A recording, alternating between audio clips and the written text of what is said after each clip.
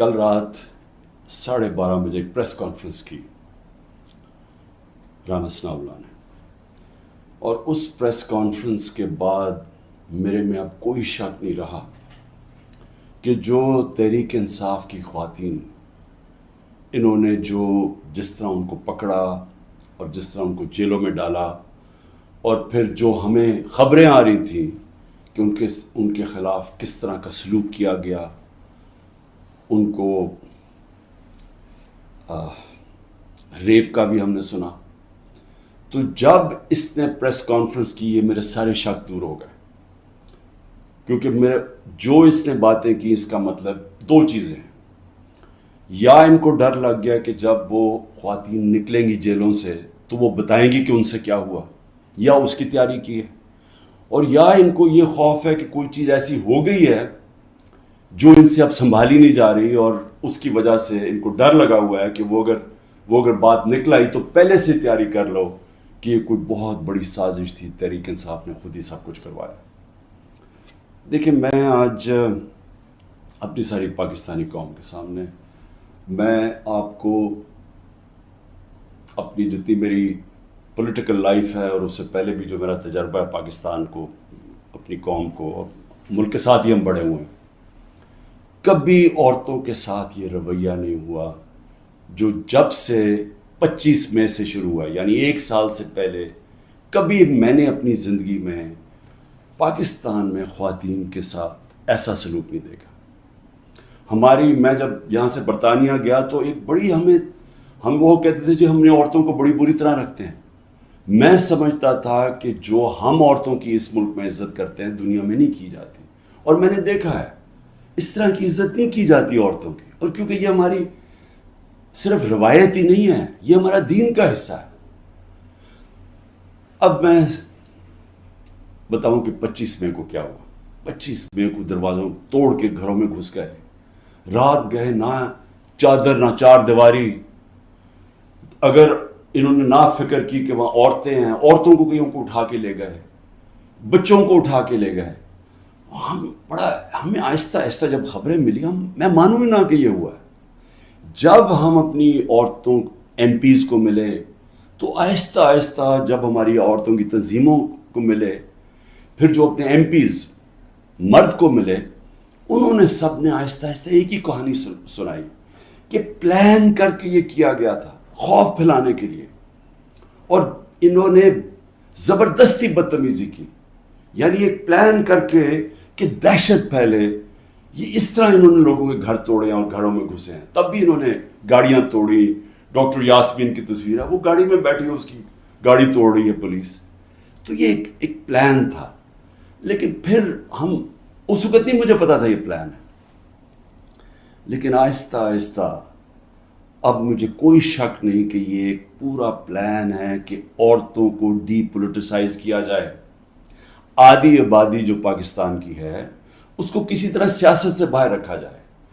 اس کو دیکھ کے جو مرد ہیں، جو خاوند ہیں، جو باپ ہیں، جو بھائی ہیں، وہ اتنے خوف زدہ ہو جائیں کہ یہ عورتوں سے اتنا ظلم ہوتا ہے، یا عورتوں سے جس طرح کا یہ انہوں نے سلوک کیا ہے جیلوں کے اندر، یا اس سے پہلے جب یہ پرامن احتجاج کر رہی تھی جس طرح مارا ہے عورتوں کو، تو اتنا ان کو خوف آ جائے کہ وہ عورتوں کو کہیں آپ گھر بیٹھ رہے ہیں، آپ نے سیاست میں شرکت نہیں کرنی۔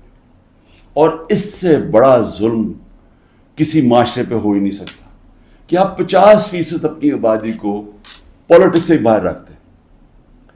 تحریک انصاف وہ جماعت ہے، اور مجھے فخر ہے اس پہ کہ پہلی دفعہ خواتین نے اس تعداد میں اس میں شرکت کی۔ ہمارے جلسوں میں فیملیز آنی شروع ہوئی، کبھی پاکستان کی تاریخ میں ایسے نہیں ہوا۔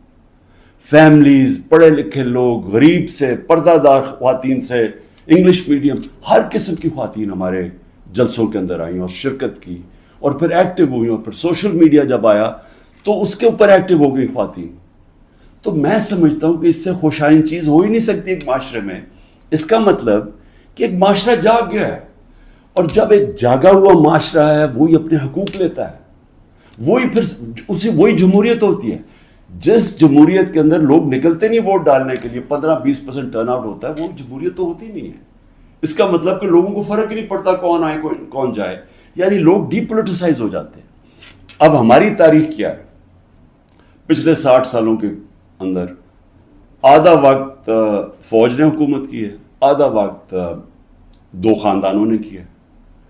اور جب ملٹری ڈکٹیٹرشپ آتی تھی تو اس کی پہلی کوشش ہوتی تھی کہ لوگ ڈی پولیٹیسائز ہو جائیں، کہ پالیٹکس بہت بری چیز ہے، لوگ پالیٹکس سے ہٹ جائیں. اور وہ اس لیے چاہتے تھے کہ جب ایک لوگ ڈی پولیٹیسائز ہو جاتے ہیں تو اس کا مطلب یہ ہوتا ہے کہ ان کا یعنی ان کو فرق ہی نہیں پڑتا کہ ملک میں جو مرضی کیا جائے، یعنی کوئی نا انصافی ہو، کوئی حقوق ان کو فکر نہیں ہے، یا ان کا خیال ہے کہ کچھ ہو ہی نہیں سکتا، تو وہ چپ کر کے گھروں میں بیٹھ جاتے ہیں اور پھر ڈکٹیٹر پوری طرح حکومت کرتا ہے. اب یہ وہی فیز آ گیا کہ ایک آہستہ آہستہ ایوولوشن سے ہمارا ملک آگے بڑھنا شروع ہوا. ہم نے ایک بہت بڑی موومنٹ ہوئی جس کو کہتے ہیں لائرز موومنٹ. وکیل جب آزاد عدلیہ کے لیے نکلے، میں جیل میں گیا، ہم نے سب نے شرکت کی. وہ پہلی دفعہ پڑھے لکھے طبقے نے شرکت کی کہ جب تک عدلیہ آزاد نہیں ہوگی ہمارے حقوق کی حفاظت نہیں ہوگی، اور آزاد عدلیہ جمہوریت کی حفاظت کرتی ہے. تو وہ ایک بہت بڑا مائل سٹون تھا، کیونکہ ہمیشہ پاکستان کی عدلیہ جدھر پاور ہوتی تھی، جو حکومت ہوتی تھی اس کے ساتھ چلتی تھی، اور نظریہ ضرورت لے آتی تھی کہ آئین بھی اگر طاقتور توڑنا چاہے تو اس کو موقع دے دیتی تھی آئین توڑنے کا. اس لیے ہمارے کبھی صحیح معنی میں حقیقی جمہوریت آئی نہیں. اور حقیقی جمہوریت کا مطلب ہے حقیقی آزادی. دیکھ لیں، پہلے یہ سمجھ آئے، جمہوریت جب حقیقی ہوتی ہے تو اس کا مطلب آپ کے جو فنڈامنٹل رائٹس ہیں، آپ کے جو حقوق ہیں، ان کی حفاظت کرتی ہے ملک کی عدلیہ. ملک کی عدلیہ گورنمنٹ کو کوئی غلط کام کرنے نہیں دیتی، کیونکہ وہ آئین کے بیچ میں چلتی ہے. اور پھر جب آپ کے ملک کے اندر لوگوں کے حقوق مل جاتے ہیں اور ان کی عدلیہ ان کے حقوق کی حفاظت کرتی ہے، وہ آزاد ہو جاتے ہیں اور وہ ملک پھر اوپر چلے جاتے ہیں.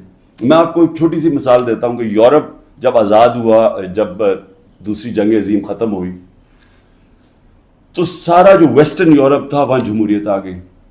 صرف اسپین میں نہیں آئی، وہاں ڈکٹیٹرشپ تھی. 50 سال کے بعد دیکھیں کہ سارا ویسٹرن یورپ آگے نکل گیا، خوشحال ہو گیا، اور اسپین پیچھے ہے. حالانکہ اسپین بھی ایک وقت پہ بڑا امیر ملک تھا.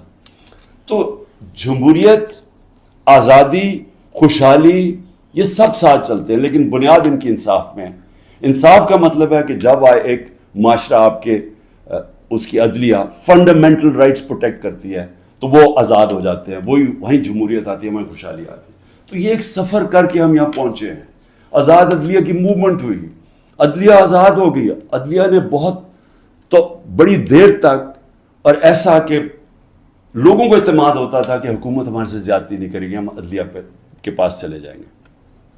میرے 3.5 سال میں مکمل طور پہ عدلیہ آزاد، کسی قسم کی مجھے کوئی بتائے کہ ہم نے انٹرفیرنس کی ہو. مکمل طور پہ میڈیا آزاد. ذرا موازنہ کریں آج جو میڈیا کا حال ہے اور جو ہمارے دور پہ تھا. 80% تنقید ہماری گورنمنٹ کی ہو رہی ہوتی تھی، حالانکہ اس گورنمنٹ نے کرونا سے دنیا نے ایکنالج کیا پاکستان کے، جس طرح ہم نے کرونا کو ہینڈل کیا. ٹاپ 3 دنیا میں ملک تھے. دنیا نے ہمارے احساس پروگرام کو ایکنالج کیا. دنیا نے ہمارے جو ہم نے پہلی دفعہ ماحولیات کے اوپر ملک کی تاریخ میں جو ہم نے درخت اگائے، جو بلین ٹری سونامی جس کو کہتے ہیں، دنیا نے مانا اس کو. بورس جانسن نے، جو برطانیہ پرائم منسٹر، نے یو این میں تقریر میں نام لیا میرا اور کہا کہ ہم اس طرف آگے جا رہے ہیں. پہلی دفعہ ڈیمز بنانے شروع کیے 50 سال کے بعد. تو وہ حکومت جو اپنے ملک کی اکانومی کو بھی لا کے کھڑا کر دیا، اور 6.1%، کوئی کہتا ہے 5%، یعنی تاریخ کی وہ چند لمحے تھے جب سب سے زیادہ ملک آگے بڑھ رہا تھا. لیکن اس کو تنقید کتنی ہوئی؟ ذرا اٹھا کے دیکھ لیں اخبار، آپ صرف ٹی وی پروگرامز دیکھ لیں، ہمیں سارا وقت تنقید ہوئی. ہمارے ہاں 3 لانگ مارچز ہوئی. ایک بتائیں کہ کسی کے اوپر کوئی FIR کاٹی، کسی کو کوئی گھروں میں گھس کے کوئی روکنے کی کوشش کی. تو یہ جو ہوا ہمارے ساتھ 25 مارچ کے بعد، یہ پلان کے ہوا تھا. یہ ہماری جمہوریت کو جو جتنا نقصان اب پہنچا ہے، میں جنرل مشرف کی ڈکٹیٹرشپ مجھے یاد ہے، اس طرح کے حالات نہیں تھے وہاں. जनरल मुशर्रफ के दौर में तो मीडिया भी चल रहा था, वहां तो मैं ऑपोजिशन में था, हमें तो कभी इस तरह की सख्ती नहीं हुई। तो ये तो अब वो जनरल ज़िया के दौर पे पहुंच गए हैं। तो मुझे तो नहीं पता कि जनरल ज़िया के दौर में किस तरह ऑपोजिशन को किया। हमने सुना है कि पीपल्स